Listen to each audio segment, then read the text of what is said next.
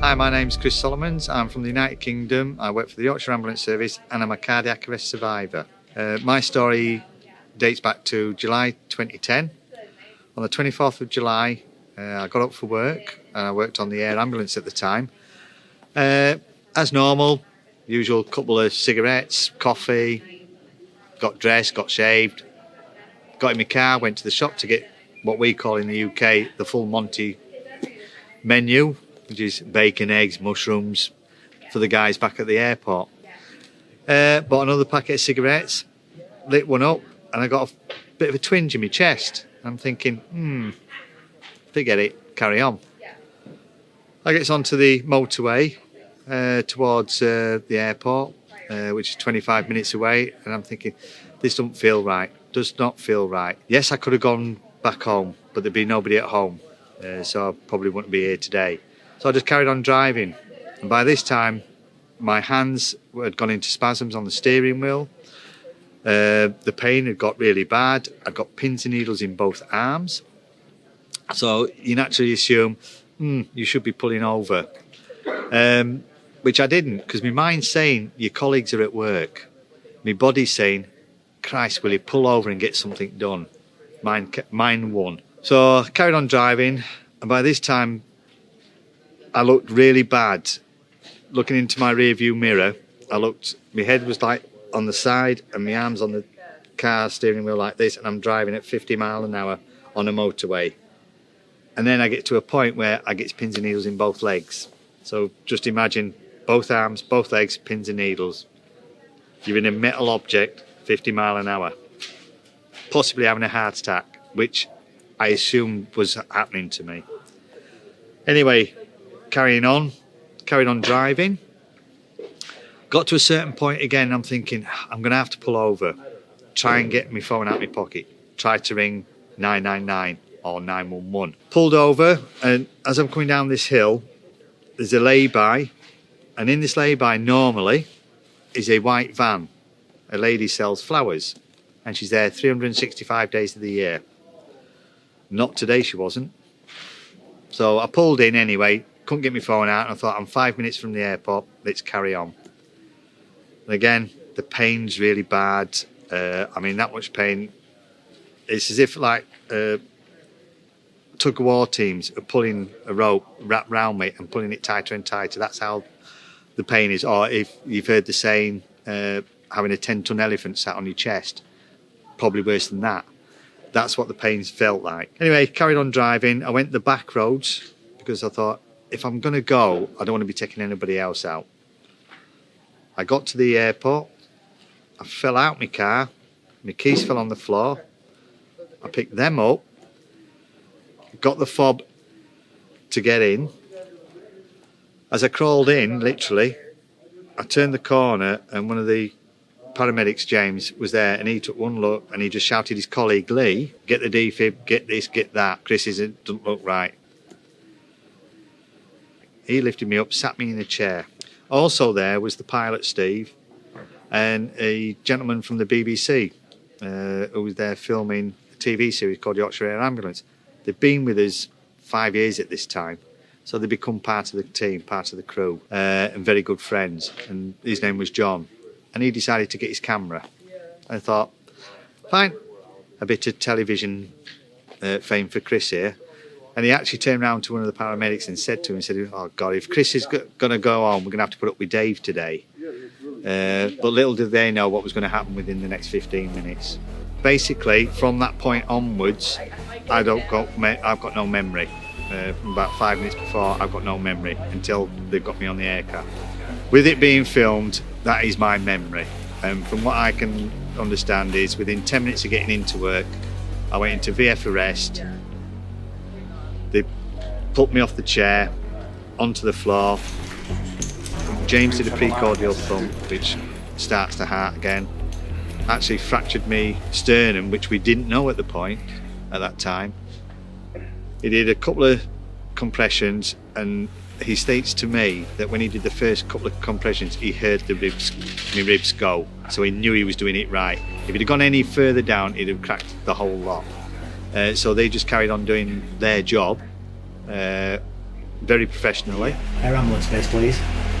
Connect electrodes.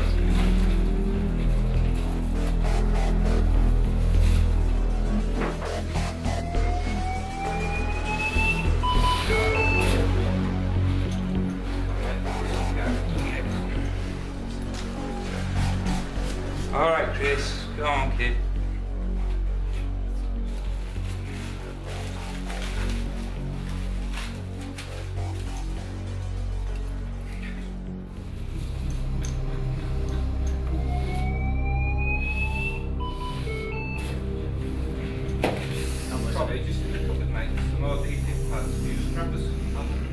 Chris, it's James, you're at work. It's just oxygen, it's just James, you're at work. Just relax. Hey, Chris.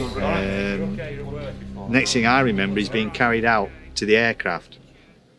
And James saying, cracking a joke saying... Try not to do anything stupid like that in the flight on the way down for me, because me and you are barely talking as it is at the moment. All right. They then got flown into the Leeds General Infirmary, which is the specialist hospital, which was 5 minutes away. Prior to that, they were struggling. There was a point where I might have had to go by a land crew, which they did get to come to the airport. So there was the 2 paramedics off the air ambulance, plus the crew of the road crew, still umming and ahhing whether they could get me to take me in the aircraft, because with it being a Saturday, the helipad didn't open till 8 o'clock. And the guys that run the helipad are porters in the hospital that are fire trained. They were actually on their way to work in the centre of Leeds, which is a big city, a good mile away from the hospital. They gets a phone call from their manager, because Steve Cobb, the pilot, had rang him to say, can you get all of your guys and get them to open the airpad, and explain to him the situation. He managed to get hold of them. They jumped off the bus, ran the whole way, up 4 flights of stairs, into the fire suits, opened the helipad so they could fly me in. Luckily, I got flown in. Goes down to the cath lab, where they put a stent in. They found that there was a complete blockage of me left anterior descending main artery, and the blockage was right at the point which is known as the widowmaker. This is what James told me. So I was very lucky. I spent 4 or 5 hours in the Leeds General, then they transferred me to a local hospital nearer to where I live. I mean, saying that Leeds was near as well, but sent me to a sort of like a home hospital. And I was only in hospital 4 days. 4 days after what happened, and then you hear stories where people are in 3-4 weeks. So yeah, I was in hospital 4 days, went home. I was off for 3 months. Returned to work on what we call a return to work programme, which is you do so many hours one day and so many days a week, then you just gradually build it up. After 3 months, I was signed off as I could go back to work. I stayed on the air ambulance for about another year, but in the meantime, before that, I started to get phone calls from, once they showed the programme on the TV, I was getting phone calls. Chris, would you come and do a talk for us? We'd like to show you DVD, blah, blah, blah. Well, I got one phone call from one of my bosses, and it was, Chris, yes, Trevor, would you like to go to America? Okay, what's the catch? No catch, just do this.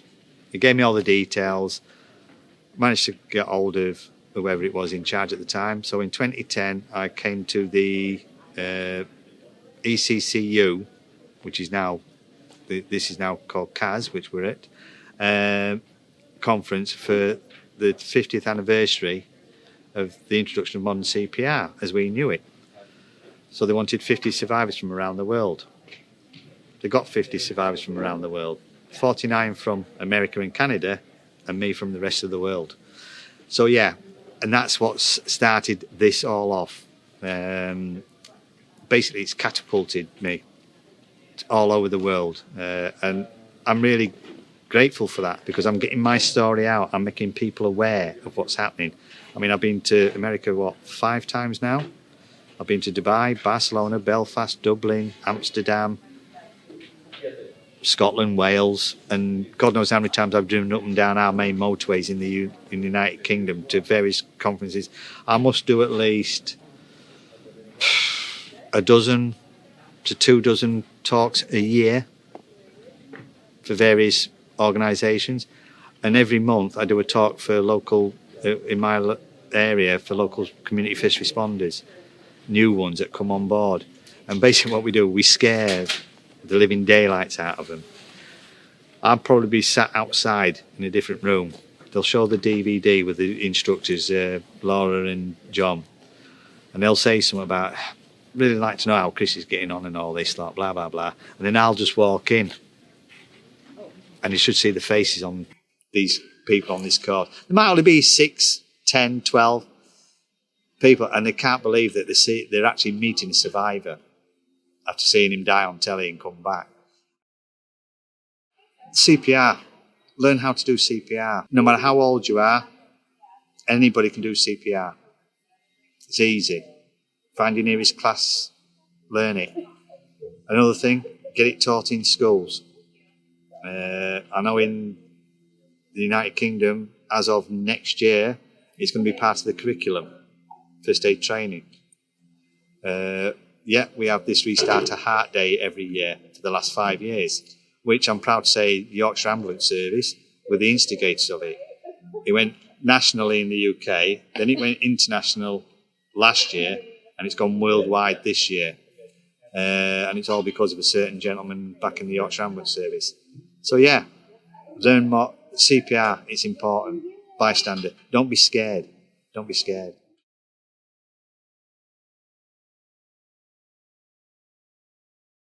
The units that we've got out there, whether they be Cardiac Science, Zoll, Philips, you name it, whatever companies, they're brilliant.